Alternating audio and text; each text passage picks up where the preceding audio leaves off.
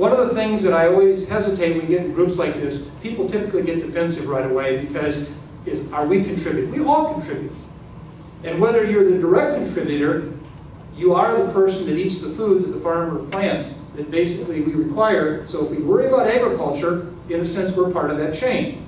We live in cities. We let our water run off. We don't want to have water sitting around, and so we have our neat runoff that occurs and goes into places, and with it takes whatever's on the surface there, and then it may go into a wetland area and ultimately saturate down. So we all are part of this. We need to understand what part that we play in contamination of groundwater, and what can we do to change it.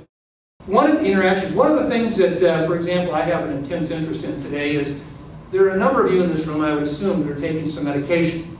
I happen to be taking my anti-malarial medication because I just got back from India. Well, whether you know it or not, only a little bit of that stays in your body. Unfortunately, I use it in the very technical terms of public health. You either pee or poop that stuff out.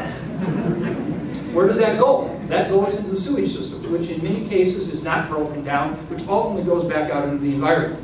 Today, we are beginning to find more and more of a chemical just like that that gets into our water systems and actually gets into our groundwater, and depending on how the recharge occurs.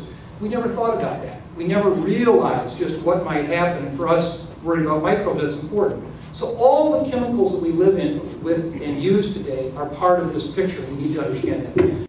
You know, the good news is, if we don't do this and things continue to deteriorate, none of us will be around to have to answer for it. But our grandchildren, our great-grandchildren, our great-great-grandchildren are going to ask us one day, what were you guys thinking?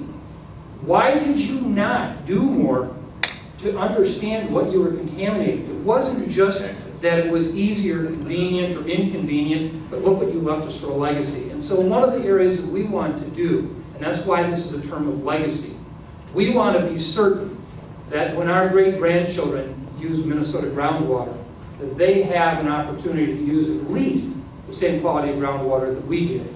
And that, in fact, if we don't do that, in the end, it doesn't matter how much personal wealth you leave them, it doesn't matter what kind of legacy name you leave them, what you've left them is a heck of a problem.